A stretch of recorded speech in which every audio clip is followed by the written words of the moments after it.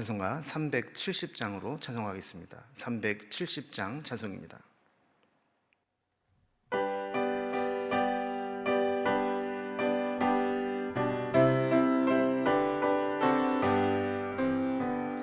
주 안에 있는 나에게 딴 근심 있으랴. 십자가 밑에 나가 내 짐을 풀었네. 주님을 찬송하면서 할렐루야 할렐루야. 내 앞길 멀고 험해도 나 주님만 따라가리. 그 두려움이 변하여 내 기도 되었고, 전날의 한숨 변하여 내 노래 되었네. 주님을 찬송하면서 할렐루야 할렐루야. 내 앞길 멀고 험해도 나 주님만 따라가리. 내 주는 자비하셔서 늘 함께 계시고, 내 궁핍함을 아시고 늘 채워주시네. 주님을 찬송하면서 할렐루야 할렐루야. 내 앞길 멀고 험해도 나 주님만 따라가리. 내 주와 맺은 언약은 영불변하시니, 그 나라 가기까지는 늘 고하시네.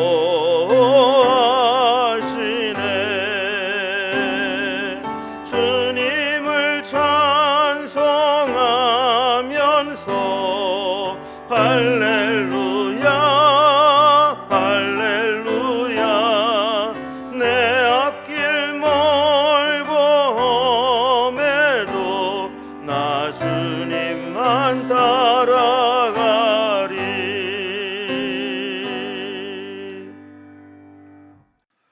오늘 함께 나눌 하나님 말씀은 열왕기하 12장 1절에서 21절까지 말씀입니다.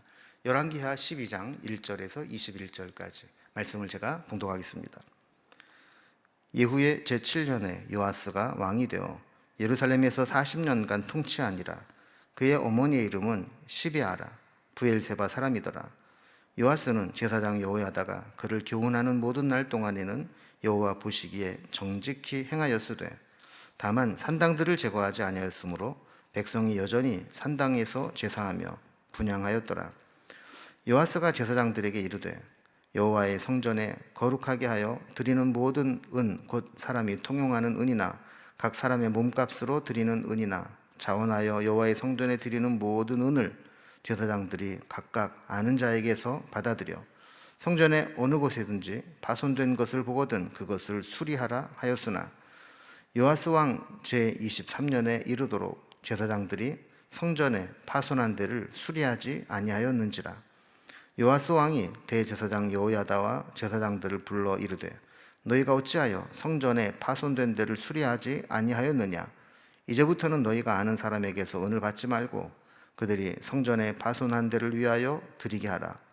제사장들이 다시는 백성들에게 은을 받지도 아니하고 성전 파손한 것을 수리하지도 아니하기로 동의하니라. 제사장 여호야다가 한 궤를 가져다가 그것의 뚜껑에 구멍을 뚫어 여호와의 전문 오기 오른쪽 곧 제단 옆에 두매 여호와의 성전에 가져오는 모든 은을 다 그 문을 지키는 제사장들이 그 궤에 넣더라. 이에 그 궤 가운데 은이 많은 것을 보면 왕의 서기와 대제사장들이 올라와서 여호와의 성전에 있는 대로 그 은을 계산하여 봉하고 그 달아본 은을 일하는 자 곧 여호와의 성전 맡은 자의 손에 넘기면 그들은 또 여호와의 성전을 수리하는 목수와 건축하는 자들에게 주고 또 미장이와 석수에게 주고 또 여호와의 성전 파손한 데를 수리할 제목과 다듬은 돌을 사게 하며 그 성전을 수리할 모든 물건을 위하여 쓰게 하였으되 여호와의 성전에 드린 그 은으로 그 성전의 은 대접이나 불집게나 주발이나 나팔이나 아무 금그릇이나 은그릇도 만들지 아니하고 그 은을 일하는 자들에게 주어 그것으로 여호와의 성전을 수리하게 하였으며 또 그 은을 받아 일꾼에게 주는 사람과 회개하지 아니하였으니 이는 그들이 성실히 일을 하였음이라.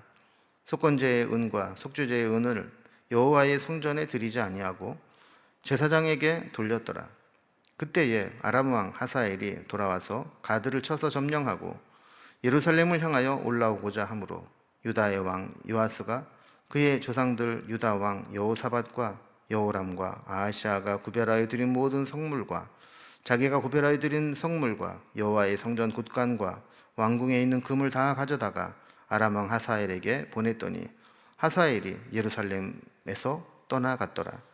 요아스의 남은 사족과 그가 행한 모든 일은 유다 왕 역대 지략에 기록되지 아니하였느냐. 요아스의 신복들이 일어나 반역하여 실라로 내려가는 길가에 밀로 궁에서 그를 죽였고 그를 쳐서 죽인 신복은 시므아세 아들 요사갈과 소멜의 아들 여호사바드였더라. 그는 다윗성에 그의 조상들과 함께 장사되고 그의 아들 아마샤가 그를 대신하여 왕이 되니라. 아멘.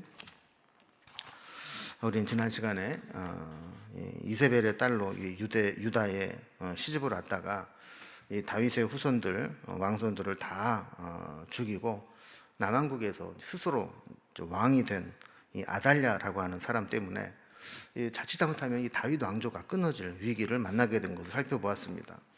그런 하나님이 개입하셔서 제사장 여호야다의 주도로 한 사람 빼돌렸던 왕손 요아스를 6년 동안 키웠다가 7년째 그를 다시 왕으로 세우는 장면을 살펴보았습니다.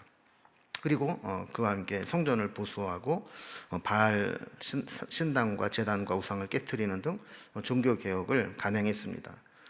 그런데 오늘 본문에 보면 종교 개혁을 일으키고 성전을 보수하는 일을 진행을 하는데 시간이 지나도 이 성전 보수가 진행이 안 되는 겁니다. 그래서 그들은 이 재정을 따로 분리해서 성전 건축만을 위해서 모금을 하게 되고 그로 인해서 성전 보수가 이루어지게 됩니다. 그러나 요아스는 말년에 하나님 말씀을 소홀히 여기다가 신복들의 반역으로 비참한 최후를 맞이하게 됩니다. 자, 이런 내용들 요아스의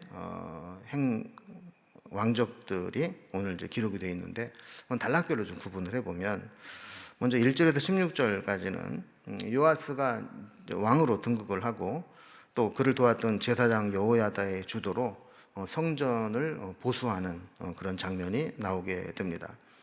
17절과 18절은 그가 말년에 하나님 앞에 범죄했을 때 하나님은 아람 왕 하사엘을 그곳에 보내서 침략을 하게 되고 그를 돌려보내기 위해서 막대한 또 재물을 보내는 것들을 보게 됩니다. 그리고 19절부터 21절까지는 요아스가 이렇게 믿음에서 떠나게 되었을 때 비참한 최후를 맞이하게 되는 장면이 나오게 됩니다. 이제 요아스의 행적을 살펴보면서 첫 번째 단락을 봅니다. 요아스가 이제 왕으로 등극을 하고 제사장 여호야다와 함께 성전 보수 작업을 진행하는 장면입니다. 요아스가 유다의 왕으로 있으면서 한 일들이 이제 기록이 되어 있는데 제일 중요한 게 성전을 보수했다 하는 것입니다. 1절에 보면 요아스가 예루살렘에서 40년간을 통치했다. 그러니까 남유다의 8대 왕으로 어린 나이에 왕이 된 겁니다. 2절에 보면 요아스는 제사장 여호야다가 그를 교훈하는 날 동안에는 여호와 보시기에 정직히 행하였으되 그랬습니다. 그러니까 요아스 통치 초기에는 이 제사장 여호야다가 옆에서 많은 도움을 주었습니다. 하나님 말씀으로 교훈을 했고 하나님 말씀대로 통치하도록 했던 거죠. 요아스가 비록 왕이었지만 여호야다를 영적인 스승으로 여기고 하나님 말씀을 전해주는 대로 잘 받아서 하나님 뜻대로 나라를 통치했을 때 그 나라가 형통하게 되었던 것입니다. 근데 3절에 보면 이 요아스의 한계가 나오게 됩니다. 다만 산당들을 제거하지 아니하였으므로 백성이 여전히 산당에서 제사하며 분향하였더라 그랬습니다. 그러니까 온전한 개혁은 못 되었다는 거죠. 또 요아스의 한계는 또 여호야다를 너무 인간적으로 의지하고 따랐다는 겁니다. 사람이 처음에는 누군가 영적 도움을 받을 수 있지만 그러나 성장을 하게 되면 하나님 앞에 홀로 서서 신앙이 자립하는 신앙이 되어야 합니다. 물론 우리가 처음에 신앙이 성장하는 데는 다른 사람의 도움이 필요합니다. 그러나 어느 정도 신앙이 성장하게 되면 옆에 누가 있든 없든 내가 중심을 지키고 믿음을 지킬 수 있는 신앙이 필요하다는 거죠. 이제 그 다음 4절 이하에 보면 요아스가 성전 수리를 명령하는 장면이 나오게 됩니다. 요아스의 행적 중에 가장 주목할 만한 것 중에 하나는 성전을 수리하면서 성전 예배가 다시 정상화되도록 하려고 했다는 겁니다. 그러니까 아달랴가 영향력을 행사하고 유다를 통치하는 동안 사실 여호와의 성전은 무관심 속에 많이 훼손되었습니다. 게다가 재정적 지원이 끊기다 보니까 오랫동안 이렇게 훼손된 상태로 방치되어 있었던 거죠. 더 심각한 것은 이렇게 되면서 백성들의 마음도 이렇게 초라하고 또 회파된 성전에 가기보다는 아주 크고 화려하게 장식해 놓은 바알 신당과 제단으로 이 백성들의 마음도 움직이게 되면서 하나님의 성전으로부터 마음이 점점 멀어지게 된 것입니다. 그래서 이 백성들의 관심을 다시 하나님께로 돌이키고 그리고 성전 중심의 신앙으로 회복할 수 있도록 성전을 수리하도록 한 겁니다. 4절에 보면 사람이 통용하는 은이나 각 사람의 몸값으로 드리는 은이나 자원하여 여호와의 성전에 드리는 모든 은은 제사장들이 아는 자에게서 받아들이라 그랬습니다. 그러니까 말하자면 이제 성전세라든지 또 장자를 위한 속전이라든지 자원을 드리는 헌금이라든지 이런 것들 필요한 기타 종교세들을 부과해서라도 이 성전을 수리할 수 있는 재원을 마련하라고 한 거죠. 그리고 5절에 보면 요아스가 이 제사장들에게 그렇게 모아진 것으로 성전을 수리하라 이렇게 말씀을 한 겁니다. 근데 6절에 보면 이 성전 수리가 한동안 이루어지지 않습니다. 요아스 왕 제23년에 이르도록 제사장들이 성전에 파손한 데를 수리하지 아니하였는지라 그랬습니다. 왕의 명령이 내린 이후에 오랫동안 시간이 지나도 그들이 움직이지 않고 성전 수리가 이루어지지 않은 겁니다. 그래서 7절에 보면 요아스가 대제사장 여호야다와 제사장들을 불러서 추궁합니다. 너희가 어찌하여 성전의 파손한 데를 수리하지 아니하느냐라고 추궁을 한 거죠. 그리고는 성전세를 받는 체계를 바꿉니다.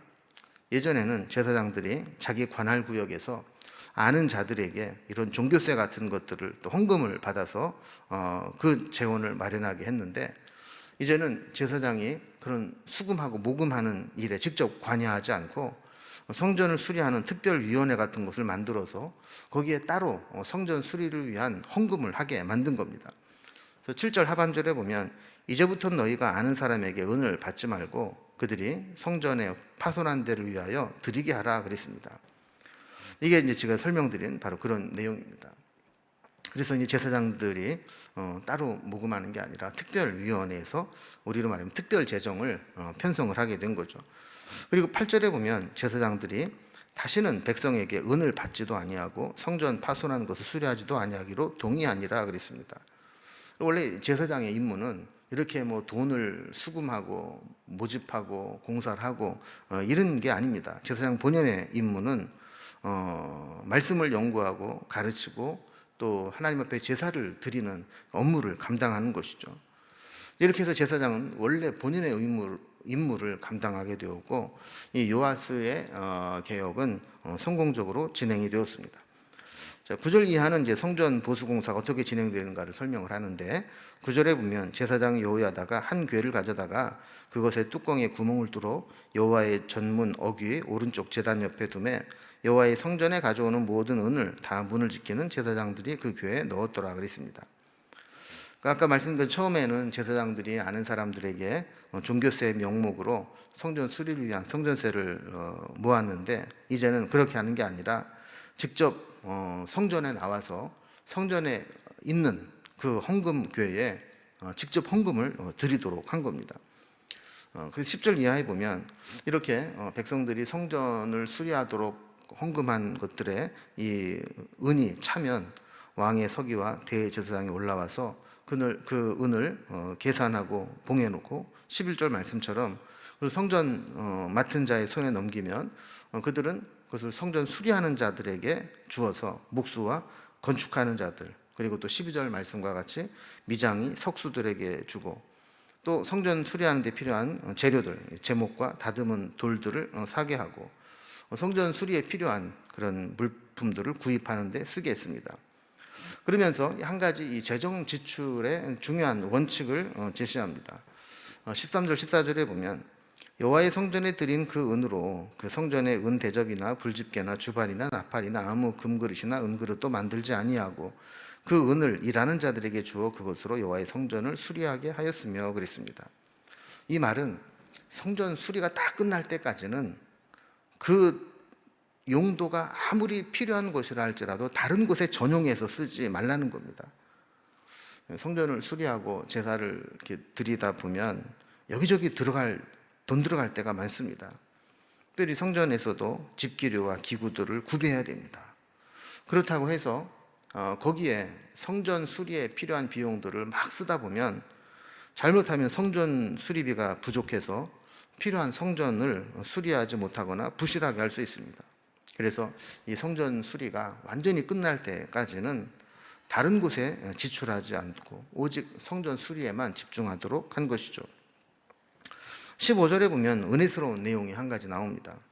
또 그 은을 받아 일꾼에게 주는 사람들과 회개하지 아니하였으니 이는 그들이 성실히 일을 하였음이라 그랬습니다.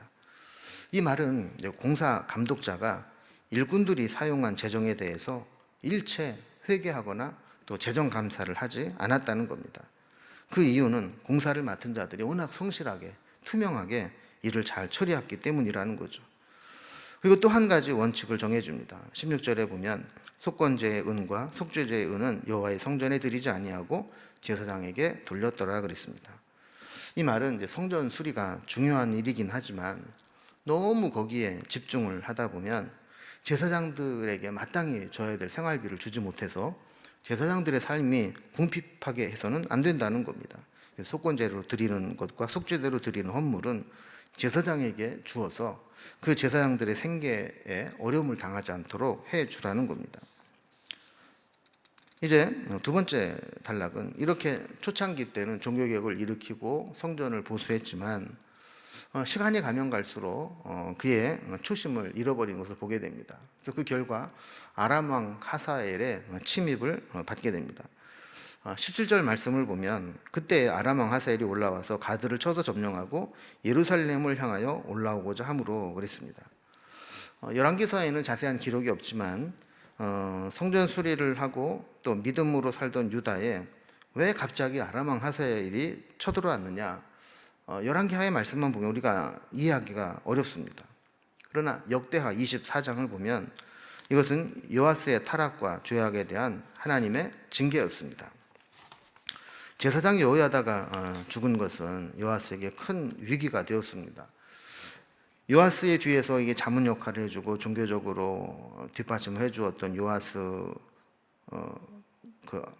여호야다가 죽게 되자 유다의 지도자들이 요아스를 찾아온 겁니다. 그래서 자기와 손을 잡아라 이렇게 제안을 했는데 그들은 바알과 아세라를 섬기는 자들이었습니다. 요아스가 믿고 의지하던 제사장 이 여호야다가 죽은 후에 그들과 결탁을 하게 되면서 아세라 목상과 바알 우상을 섬기는 자들과 손을 잡게 되면서 요아스도 초심을 잃어버리고 이제 성전 하나님 섬기는 일을 멀리하게 된 것이죠. 하나님은 통치 말년에 이렇게 타락하고 악행을 저지르는 요아스를 징계하기 위해서 유다와 예루살렘의 아람 왕 하사엘의 침략을 받게 한 겁니다. 아람 왕 하사엘은 블레셋 가드 지역을 점령하고 파죽지세로 예루살렘까지 쳐들어왔습니다. 그러자 요아스는 아람 왕에게 항복하게 됩니다. 그리고 18절 말씀처럼 그의 조상들 여호사밧과 여호람과 아하시아가 하나님께 구별해 드린 모든 성물과 자기가 성전에 수리한 후에 드렸던 성물들 중에 성전과 왕궁에 있는 금을 다 가져다가 아람 왕 하사엘에게 바치고 하사엘은 그것을 받고 예루살렘을 떠나가게 됩니다. 그러니까 요아스가 처음에는 종교개혁을 일으키고 또 여호야다와 함께 하나님을 잘 섬겼지만 여호야다가 죽고 난 다음에 잘못된 자들과 손을 잡으면서 나라는 이렇게 기울어 버리고 만 것이죠. 결국 세 번째 단락을 보면 요아스는 하나님으로부터 멀어지게 되었고 비참한 최후를 얻게 됩니다.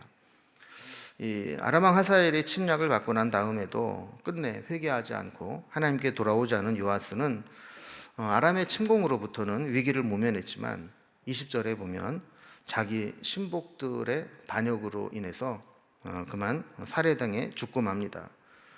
이걸 보면 사람이 돈으로 할 수 있는 일이 있고 아무리 많은 돈으로도 할 수 없는 일이 있다는 것을 알게 됩니다. 아람 왕의 침공으로부터는 돈으로 무마하면 위기를 피할 수 있는 것처럼 보이지만 근본적으로 하나님과의 관계가 회복되지 않은 상태에서는 하나님의 징계를 돈으로 피하거나 막을 수는 없었던 겁니다. 성경이 그렇게 요아스의 죽음을 구체적으로 언급하고 있는 것은 그가 하나님의 선지자 스가랴를 끔찍하게 살해한 것에 대한 대가를 치르는 것이라는 것을 성경은 보여주고 있습니다. 이렇게 해서 처음에 여호야다와 함께 종교개혁을 일으켰던 요아스의 인생은 비참하게 끝을 내고 맙니다. 하나님의 백성들은 하나님을 의지하고 살아가는 사람들입니다. 세상이 뭐라고 하든 하나님만 의지하고 하나님의 뜻대로 살아야 합니다. 사람을 두려워하고 사람에게 끌려다니면서 신앙도 말씀도 팔아버리면 결국에는 세상에서도 버림받고 하나님께도 심판을 받게 되는 겁니다. 요아스는 한때 하나님 말씀으로 양육을 받고 성전을 수리하는 등 종교개혁을 주도적으로 진행했지만 말씀 중심의 신앙과 성전 중심의 신앙, 이것을 끝까지 지키지 못하게 되었을 때 요아스의 마지막은 비참하게 끝이 나고 말았다는 겁니다. 우리도 마찬가지입니다. 하나님을 위해서 귀한 일, 소중한 일 할 수 있지만 끝까지 그것을 지키지 못하게 되면 과거에 했던 선한 일과